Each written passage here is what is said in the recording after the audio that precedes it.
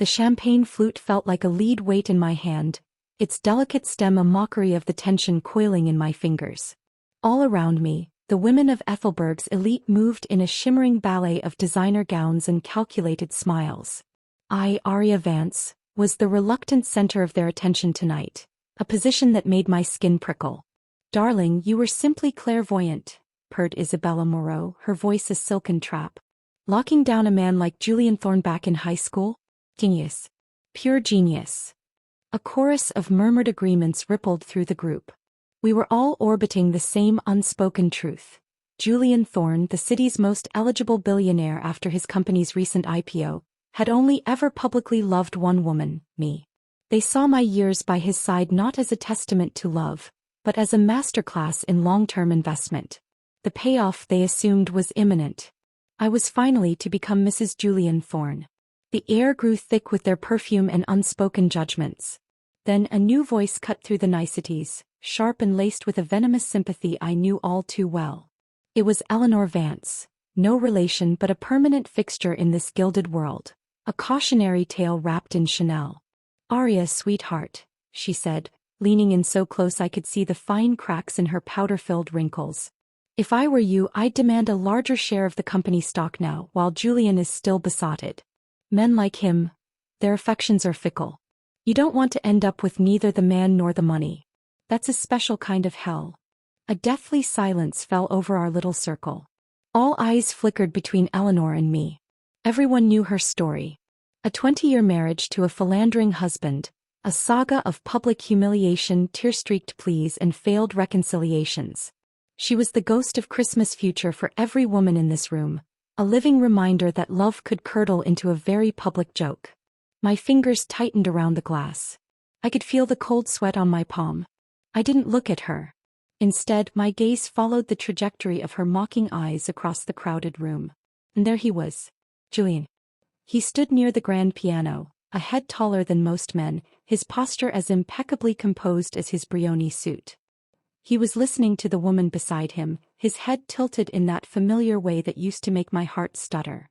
She was Lena, his executive assistant for the past 3 years. She wore a simple, elegant column dress of ivory silk, a stark contrast to the vibrant colors around her. They weren't touching, but the space between them seemed charged, intimate. She said something and a slow, genuine smile spread across Julian's face, softening the usually severe lines around his mouth. It was a smile I hadn't been the recipient of in months. A cold knot tightened in my stomach. If I weren't his girlfriend, I might have admired the picture they made. The powerful CEO and his poised, intelligent confidant. A perfect, seamless unit. As if sensing the weight of my stare, Lena glanced over. Her eyes, a cool, assessing blue, met mine. There was no deference there, only a flicker of something that looked like pity, quickly masked by a faint, dismissive smirk. She turned back to Julian, placing a hand lightly on his arm to emphasize a point. Julian's gaze followed hers and landed on me. But the warmth he'd just shown her was gone, replaced by a bland, impersonal politeness. He looked at me as if I were a moderately interesting piece of artwork on the wall, something to acknowledge and then forget. In that one flat glance, the last fragile thread of hope I'd been clinging to snapped. The rest of the banquet passed in a nauseating blur. I moved through the crowd on autopilot, my smile a rigid mask. I offered pleasantries and accepted hollow congratulations on Julian's success, all while feeling like I was watching myself from a great distance. When I could finally escape, I slipped away to the restroom, needing a moment of silence, away from the suffocating opulence. I pushed the heavy door open and froze. 2 women were freshening their lipstick, their voices echoing slightly in the marble-lined room. "Not officially broken up yet, but it's a matter of time, don't you think?" one said. The other laughed, a tinkling, cruel sound. "Did you see them? Lena practically hanging on his every word. And did you hear? She told him it was too late for her to get a cab home alone, that she was scared. Julian immediately offered to drive her. So chivalrous." The first woman sighed. "Poor Arya. 10 years and it ends like this." I backed out silently before they could see me, my heart hammering against my ribs. So that was the plan. I found my way back to the emptying hall, my eyes scanning for Julian. He was gone. Of course. I pulled out my phone. No missed calls. No messages. I typed a quick text. Where are you? It remained unread. The city streets were quiet and deserted as my taxi sped toward the apartment we shared. The lights of Ethelberg blurred past the window, a river of cold jewels. I leaned my forehead against the cool glass, the events of the evening replaying in my mind like a tragic film. Eleanor's bitter warning, Lena's triumphant smirk, Julian's indifferent eyes. The apartment was dark and silent when I let myself in. The air was still and smelled faintly of his cologne. I didn't bother turning on the lights. I just kicked off my heels and walked into the vast open-plan living room, letting my clutch bag drop to the floor. A profound, bone-deep exhaustion washed over me. It was more than tiredness. It was the fatigue of a decade spent loving a man who was slowly fading away from me. I collapsed onto the large sectional sofa, the soft leather cool against my skin. As my eyes adjusted to the darkness, memories, unbidden and painful, began to flood in. I was 17 again, sitting in a sun-drenched classroom. The air was thick with chalk dust and the lazy hum of a late afternoon. I was hunched over a brutal calculus test, chewing on the end of my pencil trying to solve the final problem. The sun was glaring directly onto my paper, making the numbers swim before my eyes. I frowned in frustration, shifting my position to no avail. Then abruptly the glare vanished. I blinked and looked up. Julian, who had been sleeping with his head on his arms at the desk next to mine, was now awake, holding his textbook up to shield my paper from the sun. His eyes were still heavy with sleep, but he offered me a lazy, lopsided grin. "Area's spacing out again," he'd whispered, his voice husky. "Can't have the sun blinding the smartest girl in class." He held the book until I finished, his arm trembling slightly with the effort. I'd stared at him, my heart doing a crazy, joyful dance in my chest. That was the Julian I fell in love with. The one who noticed the small things. The memory shifted. It was the day after our final high school exams. The air was electric with freedom and possibility. Julian had caught up to me just outside the school gates, his cheeks flushed, his usually confident demeanor replaced by a nervous intensity. "Aria," he'd blurted out, his ears turning bright red. "I like you. A lot. You'll be my girlfriend. I promise I'll treat you well for the rest of my life. I'll never let anyone hurt you." I'd teased him, my own heart soaring. "And what if you're the one who hurts me?" He hadn't even hesitated. His gaze was fierce, sincere. "I would never hurt you, Aria. But if that day ever comes," he'd said, his voice dropping to a serious whisper, "then don't you stay with me. Leaving me would be the cruelest punishment you could ever give me." A cruel punishment. The words echoed in the silent, empty apartment. Had I been punishing myself by staying? Or was I failing to punish him by leaving? Somewhere in the haze between waking and sleeping, I thought I heard my phone ring. I fumbled for it on the floor, my eyes barely open. "Hello," I mumbled, my voice thick with sleep. "Aria." It was Julian. He sounded distant, maybe a little slurred. The memory of his teenage promise collided with the image of him leaving the banquet with Lena. The words tumbled out of me, raw and unfiltered by waking reason. "Julian," I whispered into the phone. "You're hurting me. I don't want you anymore." I didn't wait for a response. I ended the call and dropped the phone, sinking back into the couch and into a deep, dreamless sleep, the ghost of an 18-year-old boy's promise hanging in the air around me. I was woken by the insistent, shrill ringing of my phone. Sunlight streamed through the floor-to-ceiling windows, painting harsh stripes across the polished concrete floor. My head throbbed and my mouth felt like it was stuffed with cotton. I had fallen asleep in my evening gown, the sequins scratching against the leather couch. I groped for the phone, squinting at the screen. It was my best friend, Maya. "Aria? Are you okay?" Her voice was tight with a panic that instantly jolted me awake. "I'm fine," I croaked, my voice hoarse. "What's wrong?" A cold dread began to pool in my stomach. I instinctively reached a hand out to the other side of the vast couch. It was cold and empty. The dread solidified into a heavy leaden weight. "Have you seen the news?" Maya asked hesitantly. I didn't need to ask what she meant. The sinking feeling in my gut told me everything. I ended the call with a few vague reassurances and fumbled with my phone, my fingers trembling as I opened a news aggregator app. And there it was, splashed across every major gossip and business site. Ethelberg's most eligible bachelor, Julian Thorne, Spends night with mystery woman. Is the Thornvance romance over? Sio's late-night hotel rendezvous. There were photos. Grainy but unmistakable. Julian, his black tuxedo jacket draped over the shoulders of a woman in an ivory dress. Lena. She was clinging to him, her face buried in his chest. Another sequence showed him bending down, scooping her into his arms in a bridal carry, and striding into the lobby of a luxury hotel. The timestamp was 11:45 p.m. The final photo showed them leaving the hotel separately the next morning at 8 a.m., both in fresh clothes. I stared at the screen until the words blurred into meaningless black dots. I could feel my nails digging crescent moons into my palms, but I felt no pain. There was only a vast, hollow numbness. This was the confirmation. The public, humiliating period at the end of a sentence that had been writing itself for years. Then I heard the faint electronic beep of the keypad at the front door. My head snapped up.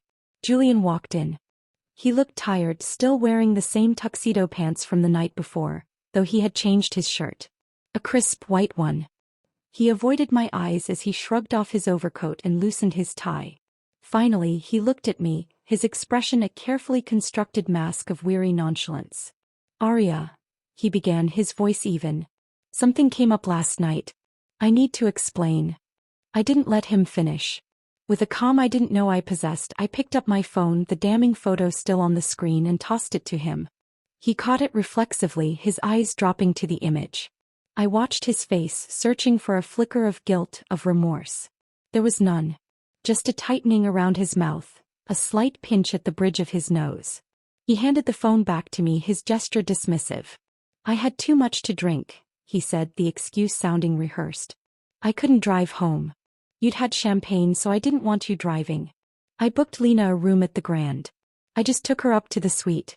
She was upset, started crying about how stressful the IPO has been. I must have fallen asleep listening to her. So, nothing happened." I listened to the sterile explanation. He didn't mention the bridal carry. He didn't mention the change of clothes. He offered no apology for the humiliation, for the worry, for the shattered trust. He simply presented his facts and expected me to accept them. A strange, quiet laugh escaped my lips. "I believe you," I said. He looked surprised, almost relieved. "Arya, I cut him off, standing up from the couch. "I believe that you think nothing happened," I clarified, my voice dangerously soft. I walked toward him until I was close enough to smell the faint scent of hotel soap on his skin, overlaying the stale hint of whiskey. My eyes zeroed in on a small, faint smudge of peach-colored lipstick on the collar of his pristine white shirt. A cold smile touched my lips. "But if you don't want me to turn into a version of Eleanor Vance, crying, begging, and making a spectacle of myself, then there's really only one solution, isn't there?" He frowned, his patience visibly thinning. "What are you talking about?" "Let's break up, Julian." The words hung in the air, simple and final. For a moment he just stared at me as if he hadn't quite processed them. Then he let out a short, incredulous laugh. "Arya, be serious. The company just went public. This kind of gossip is going to be a constant. Are you going to threaten me with a breakup every time some paparazzo snaps a photo?" The casual dismissal was like a physical blow. Even though I knew the man standing before me was a stranger, the ghost of the boy he used to be made the pain acute, 1,000 needles piercing the hollow space in my chest. It was suffocating. I chuckled softly, the sound devoid of any humor. "You'll find out soon enough if it's a threat. Don't worry. After we break up, I'll be the perfect ex. I'll be so proper you'll wonder if I ever existed at all.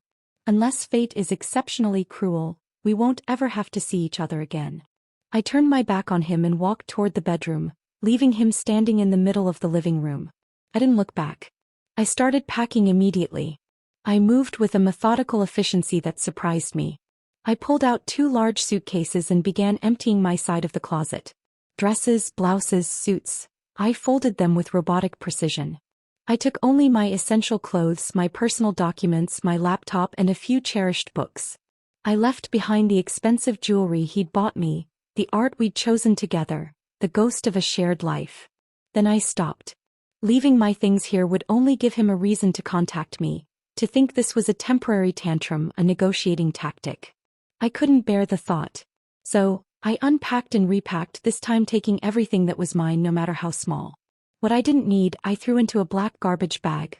Old magazines, half-used lotions, the detritus of a life lived in waiting. Julian had left the apartment while I was packing, slamming the door behind him. The silence he left in his wake was a relief. When I was done, the room looked as if I had never been there. The only trace I left was a note on the kitchen island, written in my neat, precise script. Julian, this apartment is in both our names. Please have your accountant calculate my share of the equity and transfer it to me. You can keep the place. Arya. With that final piece of business concluded, I felt a weight lift. I booked a one-way ticket to my hometown, Crestwood, for that evening.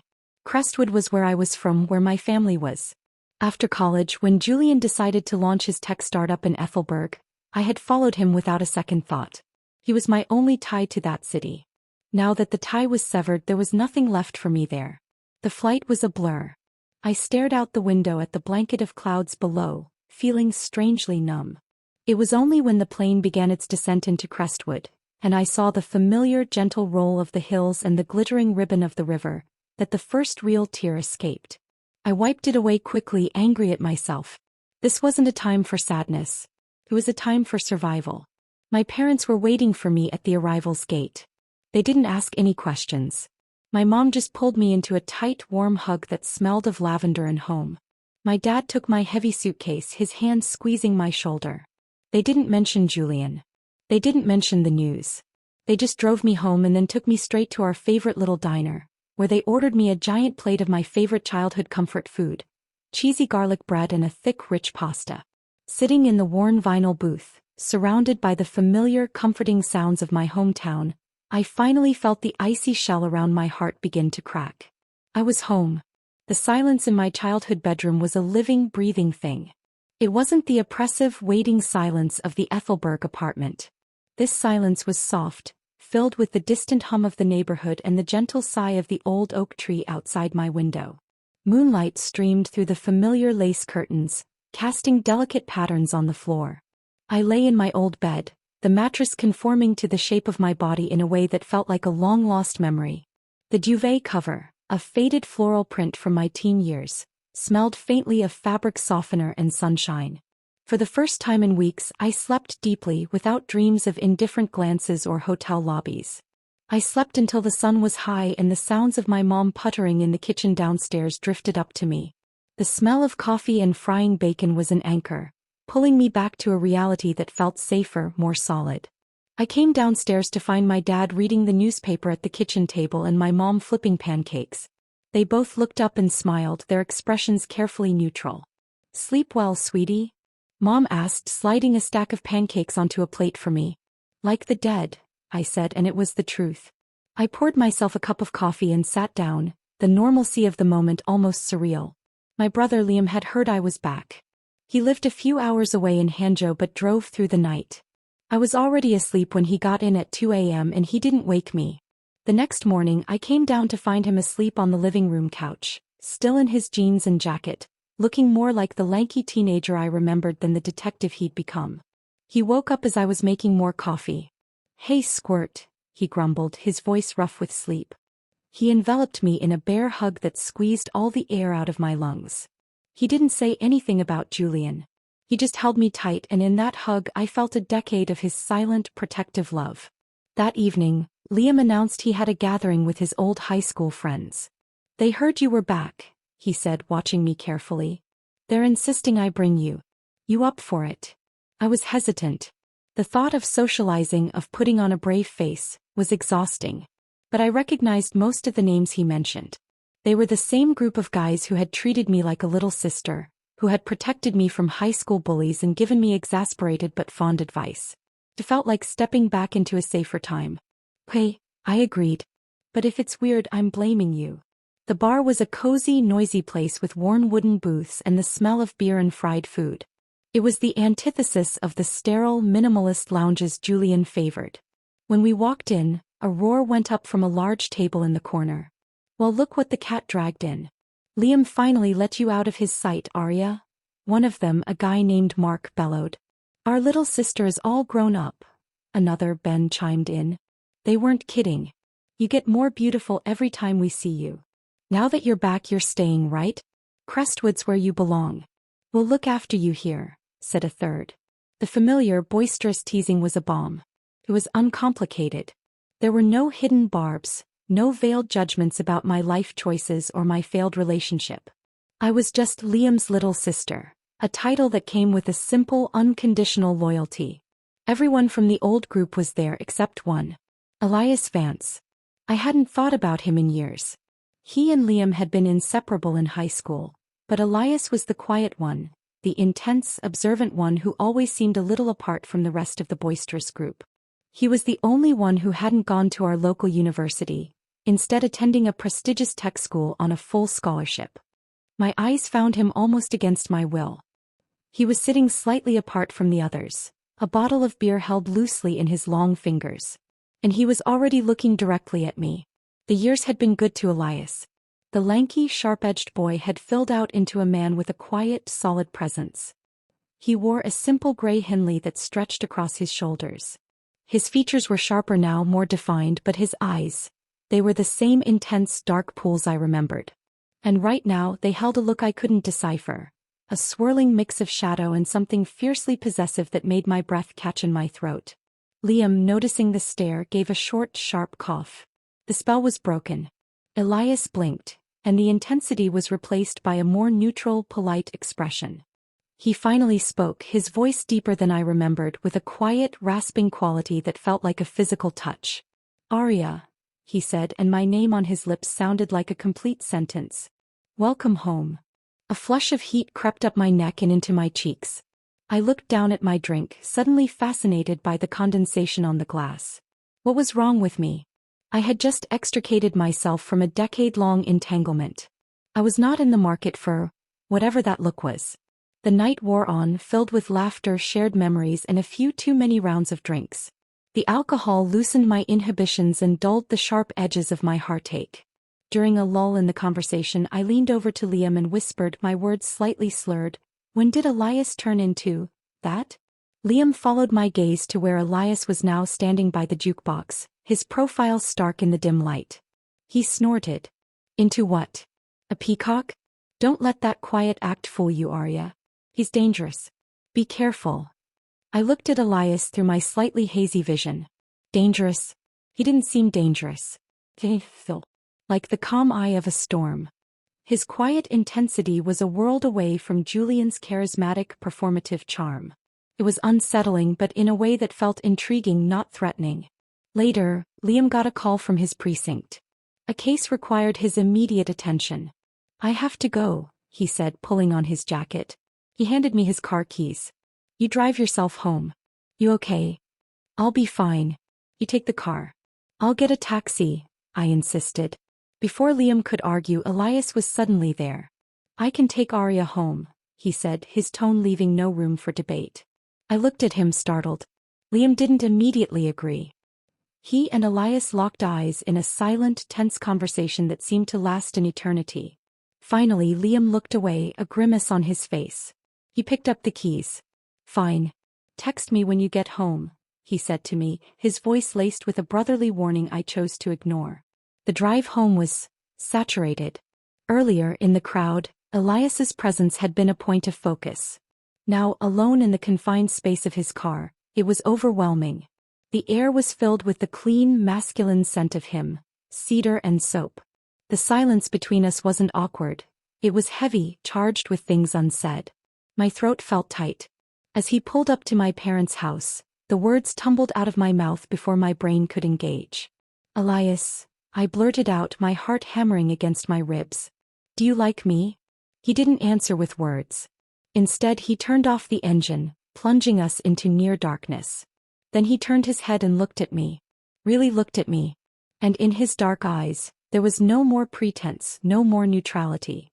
The raw, unvarnished heat and longing I saw there stole the air from my lungs. It was an answer more potent than any word. My mind scrambled for an explanation, a way to backtrack from my impulsive, alcohol-fueled question. But he was already unbuckling his seatbelt, leaning slightly towards me. "Yes," he said, his voice low and clear, each syllable a deliberate strike. "I like you, Arya."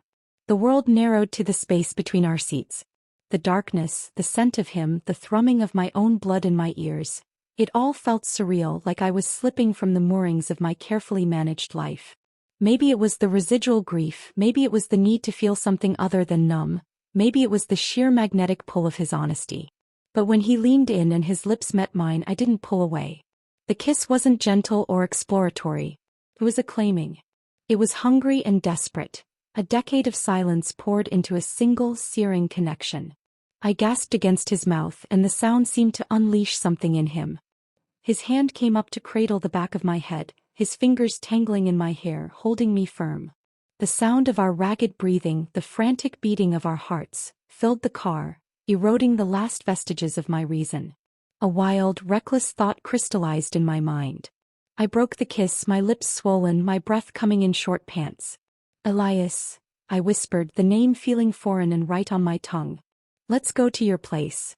For a moment he just stared at me, his chest heaving. Then, like a dam breaking, he pulled me into a crushing embrace, burying his face in the curve of my neck. I could feel the rapid, heavy thud of his heart against mine. He was trying to regain control. After a long moment, I heard his voice, husky and strained. "Arya," he said against my skin. "If you regret this in the morning, tell me now. It's not too late." The caution in his voice, the respect it implied, was the final push. A sudden, defiant heat rushed to my head. "Whoever regrets it is a little puppy," I whispered back, the childish dare feeling incredibly adult in the moment. He let out a sharp breath that was half laugh, half groan. The sound vibrated through me, making my ears tingle. I gave him a playful shove. "Hey, how long are you going to keep laughing at me?" He lifted his head, his eyes gleaming in the dark. Then he leaned close to my ear and let out 2 soft, quick barks. Woof. Woof. The meaning was instantly, blushingly clear. My face flamed. He was the puppy. He was the one who wouldn't regret it. He started the car and we drove to his apartment in a breathless silence, the promise of what was to come hanging thick and electric in the air between us. I woke up in an unfamiliar bed, tangled in sheets that smelled distinctly of Elias. Morning light filtered through blinds I didn't recognize, painting stripes across a room that was minimalist, clean, and undeniably male. For a single, disorienting second, panic flared. What had I done? Then the memories of the previous night flooded back. The bar. The charged silence in the car. The kiss. The reckless decision.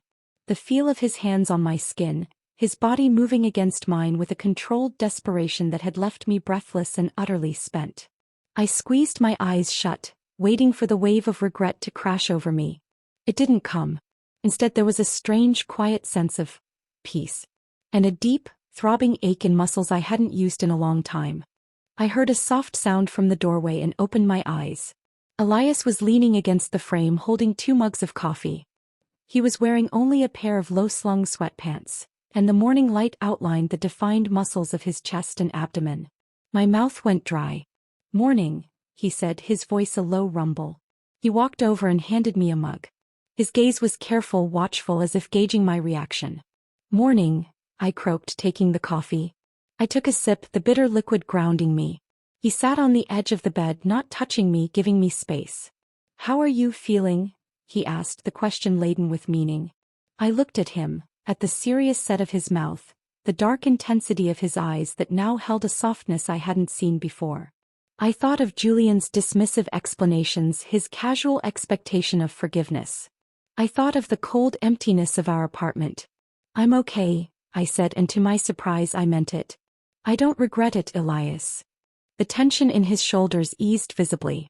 A small, genuine smile touched his lips. "Good." He reached out and gently tucked a strand of hair behind my ear, his fingers brushing my cheek. The touch was electric, but in a different way from the night before.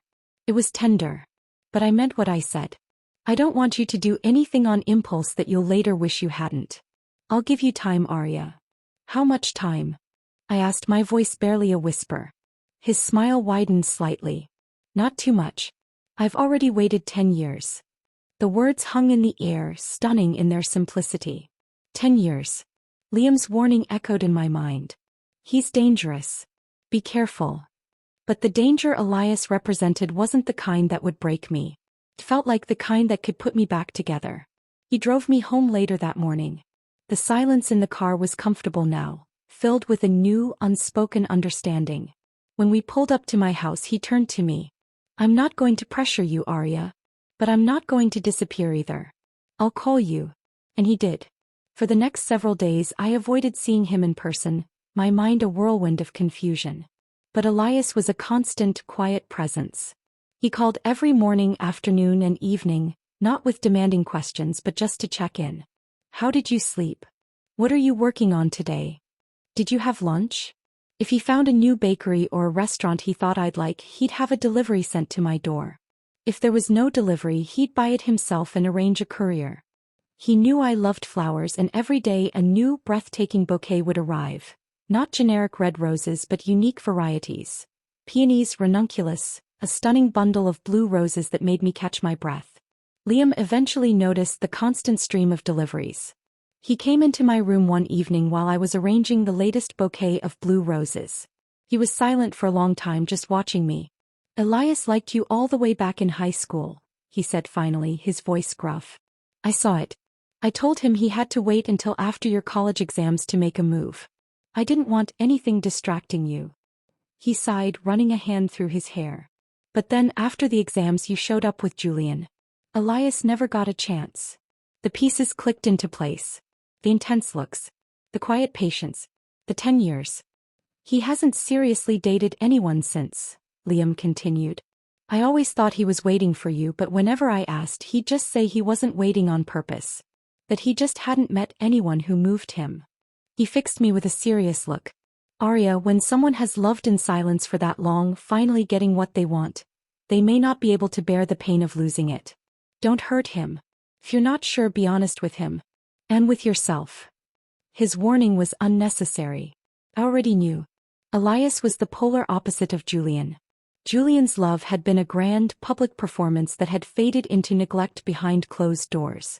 Elias's love was in the quiet, consistent actions. It was deep, restrained, and terrifyingly real. I knew that if I let myself fall into this, it would have to be with my whole heart, body, and soul. There could be no half measures. A few days later, while I was trying to find a vase for the blue roses, my phone rang. The screen showed a name that sent a jolt of unease through me. Caleb, one of Julian's old friends from Ethelberg. We'd never had private contact. Why was he calling me now? I answered warily. "Caleb." "Hello. Arya." "Hey. So you're back home in Crestwood for a while? When are you planning to come back to Ethelberg?" His voice was overly casual, forced. Suspicion bloomed instantly. Had Julian put him up to this? Was this a pathetic attempt to check on me? "I'm not coming back, Caleb," I said, my tone cooling. "Why do you ask?" "Oh, no reason," he said a little too quickly. "Just some of the guys were talking about getting together. We haven't seen you in ages. We miss you." The lie was transparent. My tone turned to ice. "Julian and I have broken up. There's no reason for us to be in contact. Please don't call me again." I hung up before he could respond, my heart pounding with a mixture of anger and satisfaction. Meanwhile, in a private club in Ethelberg, Julian listened to the one-sided conversation Caleb had put on speakerphone. He heard my voice, not the tired, resigned tone I'd used with him at the end, but the sharp, decisive, independent tone I'd had before I became his girlfriend. The tone of a woman who was done. His friends watched him nervously. "Dude, just call her yourself," one ventured. "She loved you. She'll be happy to hear from you." Julian downed the amber liquid in his glass. "Just because I had to take my secretary back to a hotel she runs off for weeks? Rachel is my secretary. There will be countless situations where we're alone together. If she's going to have a meltdown every time, who has the energy for that?" He slammed his glass down. "Fine. If she wants to break up, let her. We'll see who cracks first." He stood up, his face a mask of cold pride, and stormed out, leaving his friends in an awkward silence. They all knew the truth he refused to see. The crack wasn't just in our relationship. It was in him. Back in Crestwood, the call from Caleb solidified something for me. That life was over. It was time to move forward. I pulled out my drawing tablet. Before the breakup, I'd been a moderately successful webcomic artist, serializing the sanitized, romanticized version of my story with Julian. I hadn't touched it since I left. My fans were begging for an update, for an ending. But I couldn't go back to that. The story felt like a lie. Instead, I opened a new file. I started sketching not from memory but from feeling. The lines were freer, the style less polished, more playful. I drew a girl standing at a crossroads, one path leading to a glittering empty city, the other to a warm, sun-drenched town. It was a new beginning. Later that day Elias called. "Aria," he said, and just the sound of his voice sent a little thrill through me. "Let's go get those cheesy garlic breadsticks you like. The ones from Antonio's." My stomach growled on cue. I'd been working all day and was starving.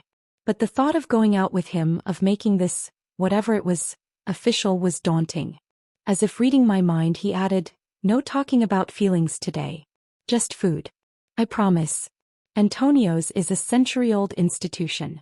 I'm sure you've missed it." He was right. The mention of Antonio's, the place he and Liam used to take me after my high school soccer games, made my mouth water. It was a piece of my past that was untainted by Julian. "Okay," I said, a smile in my voice. "Let's go. I'll pick you up in 20 minutes.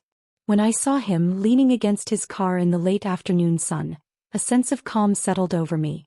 He looked like home. He was wearing a simple white t-shirt and jeans, and he looked so clean, so solid, like a fresh start personified. The restaurant was packed. Elias found us a small table, poured me a glass of their homemade sour plum juice, and then went to stand in the long line to order. He stood out, tall, handsome, with an air of quiet confidence. I saw a group of girls nearby giggling and looking his way. One, emboldened, actually walked up to him and said something, probably asking for his number. My heart did a little unexpected squeeze. But Elias simply listened, then gestured toward me. I didn't hear what he said, but the girl followed his gaze, her eyes widening slightly when she saw me. She blushed, murmured an apology, and scurried back to her friends. When he returned with a heaping plate of breadsticks and 2 orders of pasta, I couldn't resist. "What did you say to her?" I asked, trying to sound casual. He began mixing the pasta for me, his movements fluid and practiced. "I told them I have a girlfriend," he said, his tone matter-of-fact. "And that she's pretty intense. Doesn't allow me to add other girls on WeChat. Said if I did, I wouldn't even get to eat." I stared at him, at the calm certainty on his face. My heart, which had been a still, quiet lake for so long, felt like a heavy stone had been dropped into it, sending ripples of warmth radiating outward. He wasn't just giving me time. He was already all in. And for the first time since I'd left Ethelberg, I felt the genuine, terrifying, exhilarating possibility that I might be too. Life in Crestwood began to take on a new, gentle rhythm. The frantic, anxious energy that had hummed under my skin in Ethelberg slowly dissipated, replaced by a sense of quiet purpose. My days were no longer dictated by Julian's schedule or the need to maintain a facade for his business associates. They were my own. I spent my mornings drawing. The new webcomic, tentatively titled Crossroads, was flowing out of me with an ease I hadn't felt in years. It wasn't about a perfect romance anymore. It was about a woman rediscovering herself. The simple joy of a perfect cup of coffee, the comfort of a familiar street, the tentative thrill of a new connection. My art style had shifted. The lines were bolder, the colors more vibrant. My fans noticed. Private messages flooded in. "Claire, something feels different. Did something good happen?" They had no idea. The something good was the absence of something bad. It was the quiet dismantling of a life that had been suffocating me. Elias was a constant, steady presence. He kept his promise not to pressure me, but his courtship was relentless in its quiet consistency. It wasn't with grand gestures, but with a deep, attentive understanding of who I was. He remembered that I hated the sound of scraping utensils, so he'd cut my food for me at restaurants without a word. He knew I loved the smell of rain on hot pavement, so he'd call me the moment a summer storm started, just so I could listen. He learned my work schedule and never called during my most productive hours, but a text would always appear right as I was about to take a break. "Thinking of you. Eat something." One afternoon he called. "The weather's perfect. Feel like getting some air? There's a trail up to Blackwood Peak I haven't hiked in years. There's a hot spring resort at the top. We could watch the sunset, maybe stay the night." A hike. A night away. This was a significant step, a deliberate move from the safe territory of family restaurants and my parents' living room into something more intimate, more isolated. My first instinct was a flutter of panic. But then I looked out the window at the clear blue sky, and I thought of the stale air of boardrooms and hotel suites. I thought of the freedom of being outdoors, of earning a view with my own effort. Okay, I said, the decision feeling right. I'd love to. We drove to the base of the mountain in comfortable silence. The air was crisp and clean, filled with the scent of pine. The trailhead was rugged, a dirt path winding up through dense forest. I, who had spent the last 3 years in heels and tailored dresses, was woefully out of shape. Within half an hour I was panting, my calves burning. Elias, who moved with the easy grace of someone who belonged in the wilderness, slowed his pace to match mine. He didn't offer empty encouragement or make me feel weak. He just walked beside me, his presence a quiet support. Then, as the path steepened, he simply reached back and took my hand. His palm was dry and warm, his grip firm and sure. It felt like a conduit of strength. I hesitated for only a second, my heart already racing from the climb, beating even faster. Then I curled my fingers around his, lacing them together. The next moment, I felt his grasp tighten almost imperceptibly, a silent acknowledgement. We continued the rest of the way up hand in hand, stopping occasionally to drink water and admire the view of Crestwood shrinking below us. The physical exertion, the shared goal, the simple connection of our joined hands. It felt more intimate than any fancy dinner Julian had ever taken me to. We reached the summit just as the sun was beginning to dip below the horizon, painting the sky in strokes of orange, pink, and purple. The resort was a cluster of rustic chic cabins nestled among the trees. The private hot spring attached to our cabin was a dream, a natural stone pool fed by water that steamed in the cool mountain air. Sinking into the hot water was pure bliss. I let out an involuntary sigh of contentment, leaning my head back against the edge and closing my eyes. The tension of the climb, the residual stress of the past months, all seemed to melt away. I heard the soft sound of footsteps on the decking. I opened my eyes. Elias stood there, and the breath caught in my throat. He wore nothing but a white towel slung low around his hips. The fading sunset light gilded his skin, highlighting the defined muscles of his chest and abdomen, the powerful lines of his shoulders. Water droplets clung to his skin, and the sight was so overwhelmingly male, so beautifully raw, that I felt a flush spread from my cheeks down my neck. I instinctively covered my nose, half convinced I was about to get a nosebleed. He let out a low, gentle chuckle. "Don't hide," he said, his voice soft. He walked to the edge of the pool and knelt down, his eyes searching mine. They weren't predatory or demanding. They were full of a warm, dazzling intensity that made me feel seen in a way I never had before. I was frozen, captivated. He leaned in slowly, giving me every opportunity to pull away. He didn't. His lips were soft as they brushed first against my eyelids, then my brow, the bridge of my nose, the corner of my mouth, before trailing down to my ear. Each touch was featherlight, a question rather than a demand. My whole body trembled under the exquisite torture of his restraint. "Is it okay?" he whispered against my ear, his breath warm. "Do I have your permission?" At that moment, any last pretense of hesitation vanished. What was the point of propriety? This was real. He was real. I didn't answer with words. Instead, I reached up, wrapped my arms around his neck, and pulled him down into the water with me, kissing him with all the pent-up longing and hope I'd been afraid to feel. The towel was quickly discarded. The night became a blur of steam and skin and sensation. It was different from our first time, less frantic, more profound. It was a conversation without words, a claiming that felt mutual, a joining that healed as much as it excited. Just before I drifted into an exhausted, sated sleep, I felt him take my hand. Something cold and smooth slid onto my ring finger. In the hazy darkness, I heard his voice, low and thick with emotion. "Arya," he breathed. "I love you." I fell asleep with those words wrapped around me like a blanket. Sometime in the deep of the night, I was vaguely aware of a phone ringing. I groaned, burrowing deeper into the pillows. Elias shifted beside me, his hand gently covering my ear. "Shoo, go back to sleep," he murmured. "Don't worry about it." I heard him get up and move out of the bedroom, his voice a low murmur as he answered the call. I was too far gone to care, slipping back into unconsciousness wrapped in the scent of him and the warmth of the words he'd spoken. The next morning, I woke to sunlight streaming into the cabin and a delicious soreness in my muscles. I stretched, a contented smile on my face, until a sharp ache in my lower back made me groan. I opened my eyes to see Elias already awake, propped on an elbow watching me. The look in his eyes was so full of naked adoration it almost hurt to see. "You were enthusiastic last night," I grumbled, though I couldn't keep the smile from my voice. A slow, devastating grin spread across his face. "I had a lot of lost time to make up for." Then his expression grew serious. He reached for my hand, his fingers intertwining with mine. "Arya," he said, his voice quiet but firm. "Look." I lifted my hand. On my ring finger, where I had felt him slide something in the night, was a ring. It wasn't a massive, flashy diamond like the ones Julian's circle flaunted. It was a perfect rose gold band set with a single exquisitely cut pink diamond that caught the morning light and scattered it into 1,000 tiny rainbows. It was elegant, unique, and utterly me. Elias slipped out of bed and knelt beside it, still holding my hand. His own fingers were trembling slightly. All his usual composure was gone, replaced by a vulnerable, solemn intensity. "Arya," he said, his gaze locked on mine. "Will you marry me?"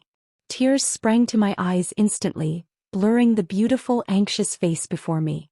They weren't tears of sadness or uncertainty. They were tears of overwhelming relief, of a dream I'd given up on suddenly coming true in a way I'd never dared to imagine. I had spent years dreaming of a proposal from Julian, but it was always tied to conditions. After the next funding round, after the IPO, after he bought the right house.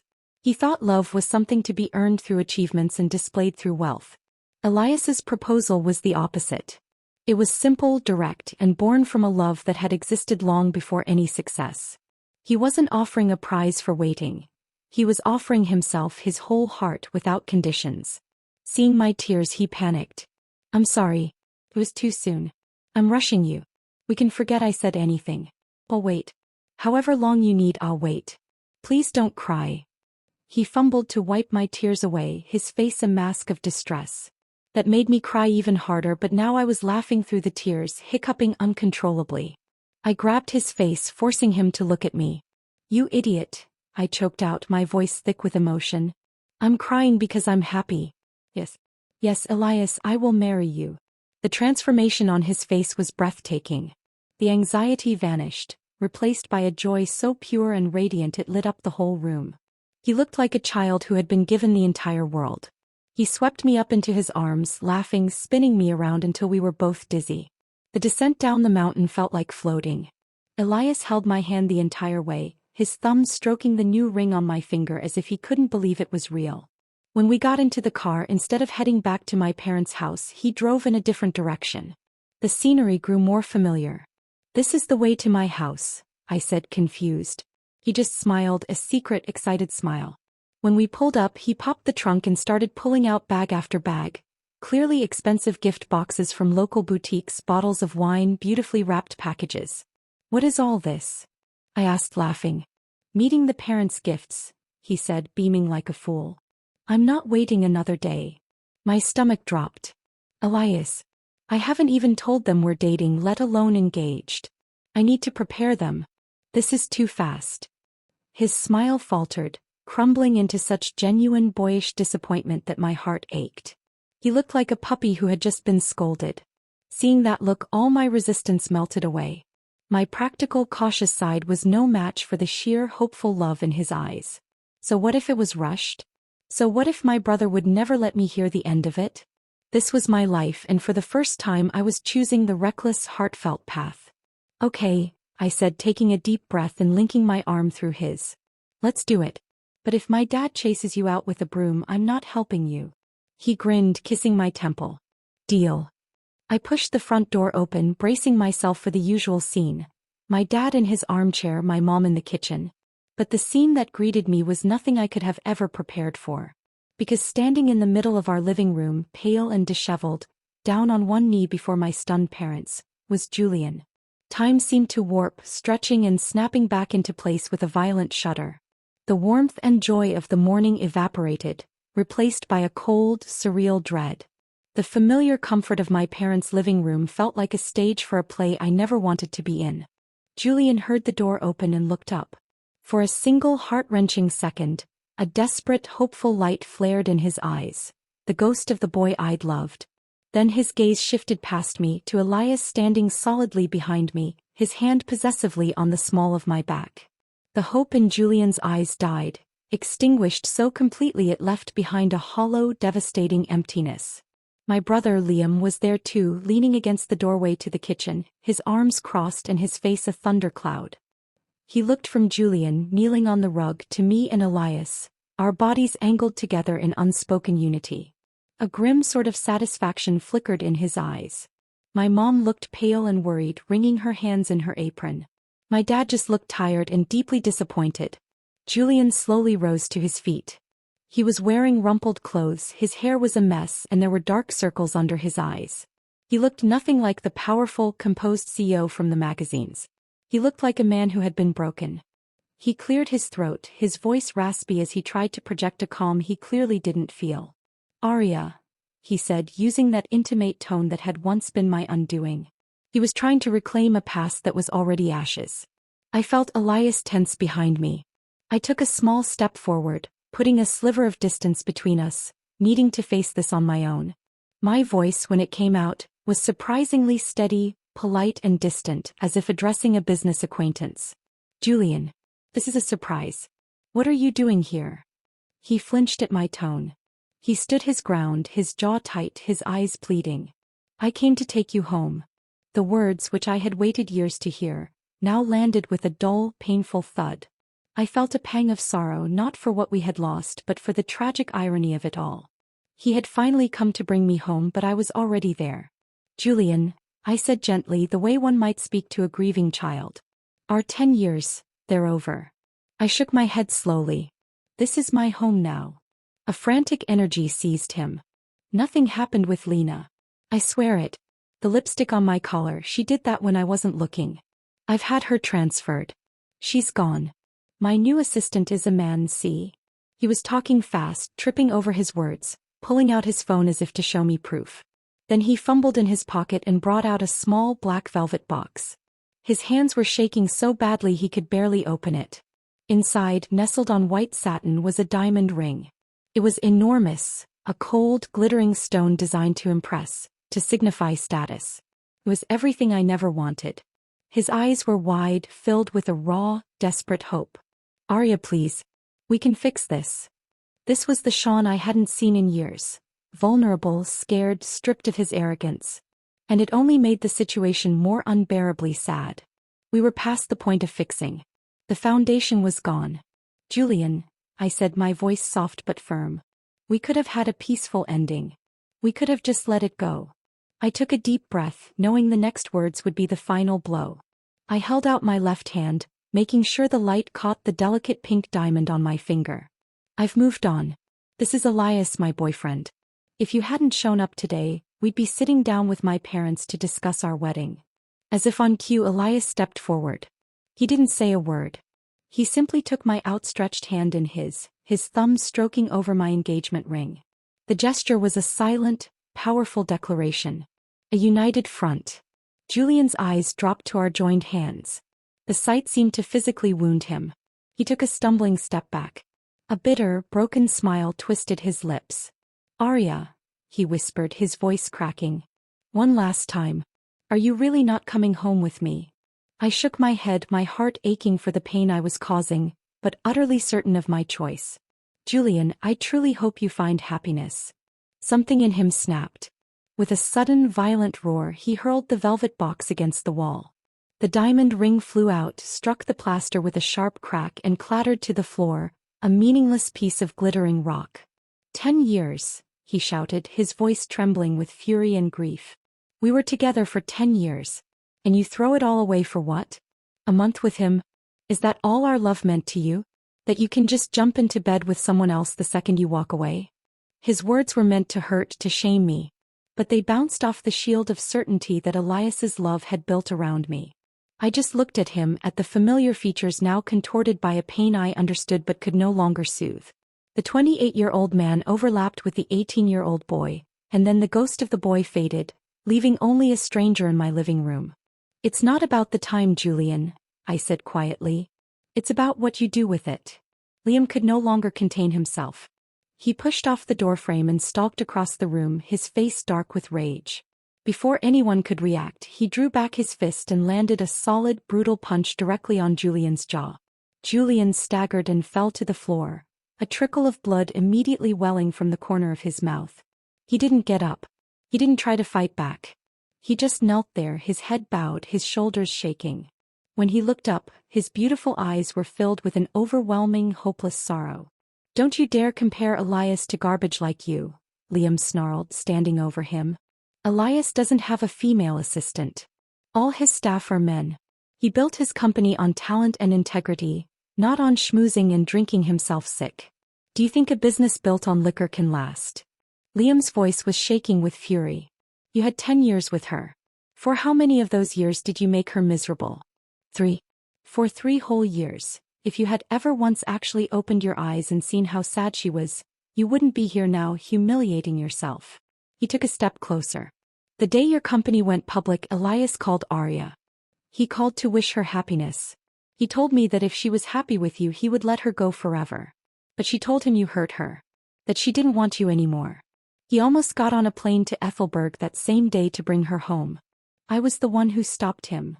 Liam's words hung in the air, each one a hammer blow.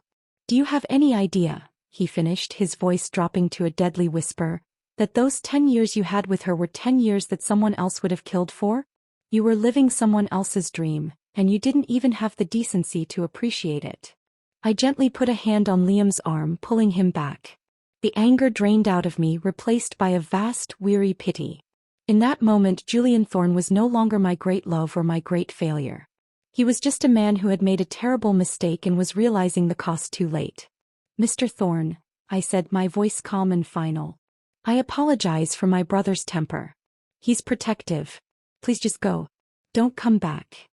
Julian slowly, painfully got to his feet. His face was ashen. He looked at me, his eyes red-rimmed and desperate, searching for any last flicker of the love he'd taken for granted. Then his gaze shifted to Elias, who stood silently beside me, his presence a quiet fortress. And it was in that moment, seeing the way Elias and I looked at each other, with a shared understanding, a united future shining in our eyes, that Julian finally understood. It was over. Truly, irrevocably over. He didn't say another word. He just turned and walked out of the house, leaving the door open behind him. The sound of his car engine starting and fading away was the final quiet note of a symphony that had been playing for a decade. Elias squeezed my hand. I turned to look at him. His eyes were curved into a warm, gentle smile, full of love and unwavering support. I managed a small, shaky smile back. And as the door swung shut, blocking out the past, I knew the future was finally beginning. The silence that settled in the wake of Julian's departure was profound. It wasn't the strained silence of before, but a deep, cleansing quiet, as if a storm had finally passed, leaving the air washed clean. My parents stood frozen, a tableau of relief and residual shock. Liam's chest was still heaving, his knuckles white where he'd clenched his fists. Elias was the first to move. He didn't say a word. He simply turned to me, his hands coming up to cradle my face, his thumbs gently wiping away tears I hadn't even realized I'd shed. His touch was an anchor in the sudden stillness. "Okay?" he murmured, his eyes searching mine. I took a shaky breath, then another, deeper one. The weight that had been crushing my chest for years felt gone. In its place was a hollow space, but it wasn't empty. It was filled with a sense of immense possibility. "Okay," I whispered and leaned forward, resting my forehead against his. "I'm okay." My mom finally let out a long, shuddering sigh and bustled over to the discarded diamond ring on the floor. She picked it up between 2 fingers as if it were a dead insect and dropped it into the small velvet box. "I'll mail this back to him," she said, her voice firm. Liam grunted, running a hand through his hair. "I shouldn't have hit him." He didn't sound sorry. "No, you shouldn't have," my dad said, his voice weary. "But he shouldn't have been here." He then turned his gaze to Elias and a slow, genuine smile spread across his face. It was the first time he'd truly looked at him since we'd walked in. "Now, I believe we have a wedding to discuss." And just like that, the atmosphere shifted. The dark cloud of the past was banished, replaced by the bright, nervous, exhilarating energy of the future. We spent the rest of the day around the kitchen table, surrounded by the detritus of Elias's hastily purchased gifts, fine cheeses, a bottle of aged whiskey my dad eyed appreciatively, a beautiful silk scarf for my mom. We talked about dates, about venues. Elias wanted a small ceremony, just family and closest friends in the botanical gardens I loved. I wanted to be married under the old oak tree on my parents' property. The oak tree, Elias said immediately without a second's hesitation. Whatever you want, Arya. It's your day. That was the theme of our engagement. Every decision, every detail was filtered through the question, what will make Arya happy? It was a stark, beautiful contrast to a life where my preferences had always been secondary to Julian's career or image. Elias's love was a quiet, constant force, building a new reality around me brick by careful brick. The wedding was perfect. Not perfect in the glossy magazine sense, but perfect in its heartfelt simplicity. I wore a simple ivory sheath dress, not a voluminous gown. My bouquet was made of wildflowers I'd picked from the meadow behind our house that morning, tied with a ribbon from my mother's wedding dress. We were married under the sprawling branches of the oak tree, with only 30 of our closest people watching. Liam was Elias's best man. He'd grumbled about it, but the look of fierce pride on his face when he handed Elias the ring was unmistakable. When Elias said his vows, his voice didn't tremble with nervousness, but with a profound, steady conviction. He promised to cherish me, to stand by me, to fill my life with more joy than sorrow. He didn't promise a life of luxury or fame. He promised early morning coffee shared in comfortable silence, and late-night conversations about everything and nothing. He promised a home, not just a house. As I said my own vows, looking into his dark, earnest eyes, I felt the last fragile ghost of my old life dissolve. I was not just marrying Elias, I was marrying the woman I was becoming with him. A stronger, happier, more authentic version of myself. Later, as we danced under strings of fairy lights, my head on his shoulder, my phone vibrated in the small clutch my mom was holding. I didn't need to check it. I knew with a strange certainty who it was from. Later that night, when the festivities had wound down and we were in the cozy inn room Elias had booked for us, I finally looked. It was a single text from an unknown number, but I knew it was Julian. I hope you find happiness. I'm sorry. The words were simple. There was no manipulation, no plea, just a stark final acknowledgement. I felt a pang, not of regret but of sadness for the tragic arc of our story. I showed the phone to Elias. He read it, his expression unreadable. Then he simply nodded, pulled me closer and kissed my temple. Do you want to reply? He asked, his voice gentle. I shook my head. No, there was nothing left to say. I deleted the message and dropped the phone on the nightstand. Then I turned to my husband, wrapped my arms around him and let the past disappear for good. Elias, however, being the secretly possessive man he was, decided to make his own statement. For the next 2 weeks he was insatiable. We lost 10 years, he'd murmur against my skin, his hands mapping my body as if memorizing it. I have a lot of making up to do. He'd drag me back to bed in the morning, his touch both worshipful and demanding. You know, I groaned one morning, my body deliciously sore, you don't have to make up for lost time quite so vigorously. He just grinned, that devastating boyish grin that still made my heart flip. Yes, I do. Our honeymoon was not a single destination but a journey. Elias had made a list of all the places he'd wanted to see with me. We hiked in the misty highlands, explored ancient European cities, and ate street food in bustling Asian markets. It was a world away from the sterile 5-star hotels I'd frequented with Julian. This was an adventure.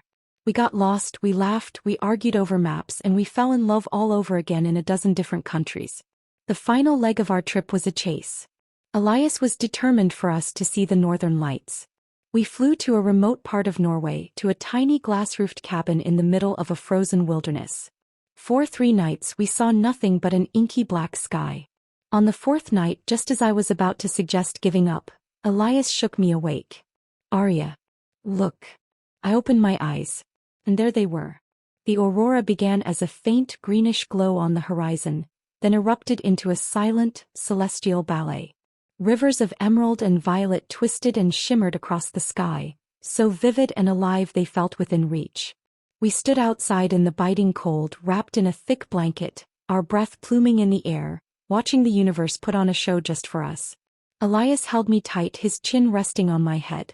They traveled millions of miles to get here, he whispered, his voice full of awe. Just like I did. To find you. I leaned back against him, tears freezing on my cheeks. In that moment, surrounded by the vast, silent beauty of the cosmos, I felt a profound sense of rightness. My path had been long and winding, but it had led me here to this exact moment in the arms of this man. Felt like a reward. The next morning, however, the magic was rudely interrupted. I woke up feeling nauseous. I put it down to the rich dinner we'd had. But the nausea persisted. Then came the vomiting, the dizziness, the overwhelming fatigue. Elias, ever the pragmatist, was convinced I'd picked up a stomach bug. "We need to get you to a doctor," he said, his brow furrowed with worry. He bundled me up and drove to the small local clinic, his knuckles white on the steering wheel. I described my symptoms to the kindly English-speaking doctor. The nausea, the fatigue, the missed period I'd attributed to the stress of travel. The doctor, a woman with twinkling eyes, listened patiently. She asked a few more questions, then smiled. "These do not sound like the symptoms of a stomach bug," she said gently. "I think we should do a blood test. I will refer you to our obstetrics unit." The word obstetrics hung in the air. Elias, who had been hovering protectively by my side, froze. His eyes, wide and stunned, met mine. I saw my own shock and dawning, terrifying joy reflected in them. The world seemed to shrink to that tiny examination room, to the impossible, wonderful possibility the doctor had just suggested. Our travel plans were instantly, joyfully scrapped. We cancelled the rest of our itinerary and flew home to Crestwood, not as a married couple ending a trip, but as prospective parents beginning the greatest adventure of all. The 9 months of my pregnancy were a time of quiet, focused joy. Elias transformed from a devoted husband into a gloriously overprotective, expectant father. He read every parenting book he could find, attended every doctor's appointment, and practiced swaddling on a teddy bear with a comical intensity. Our home, which had been a sanctuary for the two of us, slowly filled with the tiny, hopeful paraphernalia of a new life. A crib, a rocking chair, stacks of impossibly small clothes. My comic, Crossroads, evolved again. It became a chronicle of this new journey. The hilarious anxieties, the tender moments, the surreal wonder of feeling a life grow inside me. My fans, who had followed me from fairy tale romance through heartbreak to rebirth, celebrated with me. Their support was a warm, constant reminder of how far I'd come. The delivery, however, was not the gentle, empowering experience I'd hoped for. It was long and it was hard. For 16 hours, Elias never left my side, his hand a constant, grounding presence in mine, his voice a steady murmur of encouragement. When our daughter finally made her entrance into the world, with a shock of dark hair and a pair of lungs that promised great things, the relief and joy were overwhelming.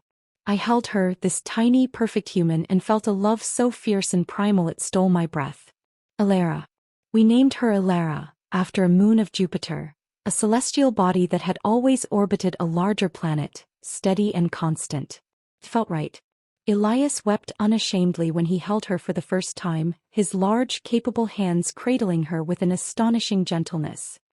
He looked from her tiny face to mine, his own filled with a love so vast it seemed to fill the entire room. But the trauma of the birth, of seeing me in such pain, had shaken him to his core. A few weeks after we brought Elara home, settled into the beautiful, chaotic rhythm of new parenthood, Elias came to me with a strangely solemn expression. "Arya," he said, taking both my hands, "I need to tell you something." My heart skipped a beat. "What is it? Is everything okay?" He took a deep breath. I had a vasectomy." I stared at him, completely blindsided. "You what?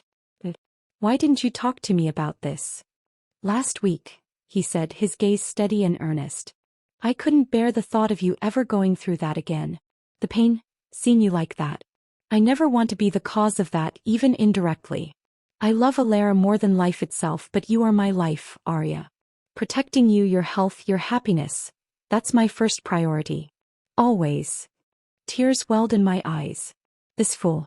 This wonderful, ridiculous, overprotective fool. He had made a permanent decision about his own body for me. He didn't see it as a sacrifice but as a privilege. The love I felt for him in that moment was so immense it was almost painful. "You idiot," I choked out, pulling him into a tight embrace. "You should have told me. I would have loved you even more for it." He held me close, burying his face in my hair. I know, he whispered. But this was my choice. For us. Life settled into a new, beautiful normal. Eleanor grew a happy, curious child with her father's dark, serious eyes and, I suspected, a streak of my stubbornness. Our home was filled with laughter and light. The love Elias and I shared, which had been the foundation of our new life, deepened and grew, now enriched by the shared purpose of raising our daughter. Sometimes, late at night after Eleanor was asleep, I would think about the strange, twisting path that had led me here. I thought of Julian. News of him trickled through the grapevine as it always does. I heard he had become a ruthless, work-obsessed recluse. His company was more successful than ever, but the man was a ghost of his former self. The charm had hardened into cynicism. He never married. The whispers said he'd fired his secretary Rachel, not long after he returned from Crestwood, buying out her contract with a generous but cold severance. The story was that she had caused a scene in his office, screaming that he had fallen in love with her, that he was a coward for pushing her away. The final piece of the story came from Liam, who had heard it from a mutual acquaintance. Apparently, Julian had responded to Rachel's outburst not with anger, but with a bleak, hollow laugh. He'd told her, "The only person I've ever been in love with is Arya. You were just a distraction, a way to feel powerful when I felt I was losing her. And I used you to push away the one thing that ever truly mattered. So you see, we are both pathetic." He had then, according to the story, looked out his panoramic office window at the city he had conquered and said, more to himself than to her, "I'll never be happy again. And I don't deserve to be." When Liam told me this, I felt a profound sadness, but it was distant, like hearing about a tragedy in a foreign country. Julian had become a character in a story I'd once lived, but had long since finished reading. One afternoon I was sitting on a blanket in our backyard, watching Elias chase a giggling Eleanor through the grass. The sun was warm on my skin, the air sweet with the smell of cut grass and roses. Elias caught Eleanor, swooping her up into the air before settling her on his shoulders. She shrieked with delight, her tiny hands gripping his hair. He walked over to me, his smile brighter than the sun. He leaned down and kissed me, a soft, lingering kiss that held a decade of silent love and a future of promised happiness. "I love you, Mrs. Vance," he whispered. "I love you too," I said, meaning it with every fiber of my being. As I looked at my husband and my daughter, surrounded by the simple, profound beauty of the life we had built together, I knew with absolute certainty that every heartbreak, every wrong turn, every moment of pain had been worth it. They had all led me here to this moment of perfect, quiet joy. The circle was complete. I was home. The end.